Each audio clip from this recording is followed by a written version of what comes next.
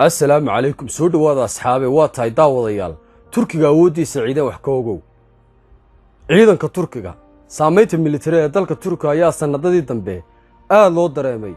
waxaana ugu dambeeyay ciidamada Turkiga u diray dalka Liibiya iyo kuwii ka sii horeeyay ee howlgalka ka fuliyay waqooyiga dalka Suuriya Turkiga oo sidoo kale kamid ah ciidanka gaashaanbuurta NATO saldhig aad u ballaaran oo kale magaalada Muqdisho ee Soomaaliya ayaa wargeyska The Global Firepower oo ah mid wax ka qora arrimaha militariga caalamka waxa uu ku qiimeeyay inuu yahay ciidanka ugu awoodda badan bariga dhexe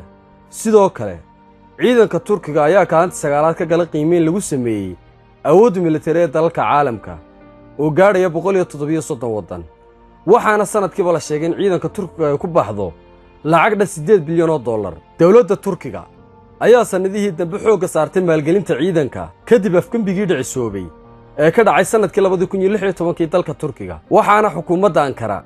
ay xiriir militari la yeelatay dalal ay kamid yihiin Ruushka, Qatar iyo Soomaaliya oo ay ku leedahay saldhig ugu weyn ee ku yaala meel ka baxsan dalka Turkiga dalka Turkiga ayaa sidoo qoray GFB waxa uu ka awood badan yahay dalal ay kamid yihiin Jarmalka, Talyaaniga, Masar, Iran, Israa'iil, Pakistan, Australia, Canada iyo Sacuudiga waxaanu awood ahaan ku xigaa dalka Ingiriiska awoodda ciidanka Turkiga daawade bal aynu qaada dhigno diyaaradaha dagaalka ee Turkiga dalka Turkiga ay ku nool yihiin dad gaadhay 80 milyan oo qof ayaa dadka shaqeeya waxa lagu qiyaasay ku dhawaad 42 milyan oo qof waxaana ciidanka dalka Turkiga guud ahaan tiradoodu wargeys ku sheegay 735 askari ciidanka sida tooska ah u dagaal gali kara ee dalka Turkiga ayaa jirirada The Global Firepower waxay ku qiyaastay 355 askari halka ciidamada heeganka ama kaydka ku jira ay gaadhayaan 380 askari Turkiga ayaa jirirada Global Firepower sheegtay inay ka mid yihiin 10 dawladood ugu awoodda badan caalamka waxaana diyaaradaha ciidanka cirka ee Turkiga lagu sheegay 176 diyaaradood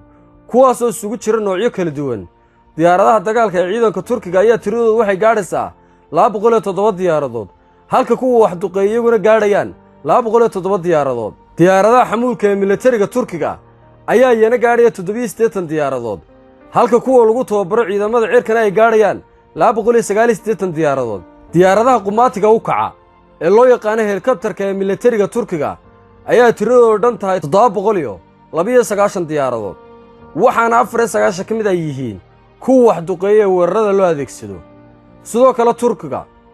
ayaa dhawaan dalka Ruush ka soo iibsaday gantaalada difaaca cirka ee loo yaqaan S-400 kuwaas oo farsameeyay Ruushku si casri ah loo farsameeyay daawade awoodda ciidanka dhulka ee Turkiga balwaan wax ka taabano ciidanka dhulka ee militariga Turkiga ayaa kaalin toddobaad waxa ay ka galeen ciidamada ugu awoodda badan ee caalamka taangiyada dagaalka ee Turkiga ayaa gaadhaya tiro ahaan 3200 halka baabuurta gaashaamada ee dagaalkuna ay gaadhayaan 9500 oo baabuur ciidanka Turkiga